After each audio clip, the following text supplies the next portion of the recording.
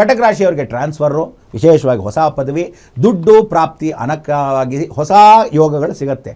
ಆದರೆ ಹಳೆ ಕೆಲಸ ಬಿಡೋಕ್ಕೆ ಮೊದಲು ಹೊಸದಾಗಿರೋದನ್ನ ಪರ್ಮನೆಂಟ್ ಮಾಡ್ಕೊಂಡ ಮೇಲೆ ಹಳೆದನ್ನು ಬಿಡಬೇಕು. ಇಲ್ಲದೇ ಇದ್ದರೆ ಉಣ್ಣಿಂದಿ ಪಯ ಮುಣ್ಣದೆ ಅಂತ ಇರೋದು ಹೊಟ್ಟೋಗುತ್ತೆ. ಹುಷಾರ್.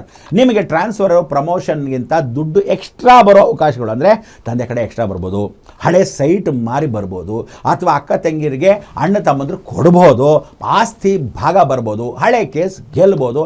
ಇಂಥ ಅವಕಾಶಗಳು ಕಟಕ ರಾಶಿಗೆ ಜಾಸ್ತಿ. ಕಟಕ ರಾಶಿಯಲ್ಲಿ ಒಂದು ವಿಶೇಷ ಏನು ಅಂದರೆ ವಿದೇಶ ಪ್ರಯಾಣ. ಅಕಸ್ಮಾತ್ ವಿದೇಶಕ್ಕೆ ಹೋಗದೇ ಇದ್ರೂ ಯಾತ್ರೆ ಮಾಡುವಂಥವ್ರು, ಅಂದರೆ ಬಡವರು ಇರ್ತಾರೆ, ಅವರು ವಿದೇಶಕ್ಕೆ ಎಲ್ಲರೂ ಹೋಗೋಕ್ಕಾಗತ್ತೆ, ಯಾರ ಕರ್ಕೊಂಡು ಹೋಗ್ಬೋದು ಬಾಣ ಅಂತ ನನಗೆ ಗೊತ್ತಿಲ್ಲ. ಅಕಸ್ಮಾತ್ ಇಲ್ವಾ, ಯಾತ್ರೆ ಕರ್ಕೊಂಡು ಹೋಗ್ಬೋದು, ಕ್ಷೇತ್ರಾದಿ ಯಾತ್ರೆಗಳು ಅಂತ. ಚಂದ್ರ ಸಂಚಾರ ಗ್ರಹ.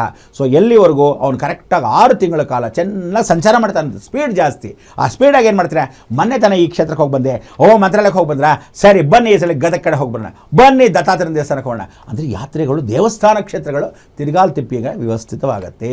ಸೊ ಶಿರ್ಡಿಗೆ ಹೋಗ್ತಕ್ಕಂಥ ಗುರು ರಕ್ಷೆ ಈ ಕಟಕ ರಾಶಿಗೆ ಬಹಳ ಬೇಕು. ಯಾಕೆಂದರೆ ಗುರು ಅಂದರೆ ಸ್ವಲ್ಪ ಮಾತ್ರ ಮೂತ್ರ ವಿಸರ್ಜನೆ ಬಗ್ಗೆ, ಮಲಮೂತ್ರ ವಿಸರ್ಜನೆ ಬಗ್ಗೆ, ನೀವು ಸ್ವಲ್ಪ ಕಿಬ್ಬೊಟ್ಟೆ ಬಗ್ಗೆ ನೋಡ್ಕೋಬೇಕು, ನೋವುಗಳು ಉಂಟಾಗುತ್ತೆ. ಸೊ ಅದರಿಂದ ಊಟದಲ್ಲಿ ದಯವಿಟ್ಟು ಮೆಂತ್ಯವನ್ನು ತಗೊಳ್ಳಿ. ಉಷ್ಣ ಪದಾರ್ಥಗಳು ಜಾಸ್ತಿ ಆಗುತ್ತೆ. ಅಂದರೆ ಈ ಚಂದ್ರನಿಗೆ ಉಷ್ಣ, ಅದು ಕಟಕ ರಾಶಿ, ಚಂದ್ರನ ಮನೆ, ಉಷ್ಣ ಜಾಸ್ತಿ.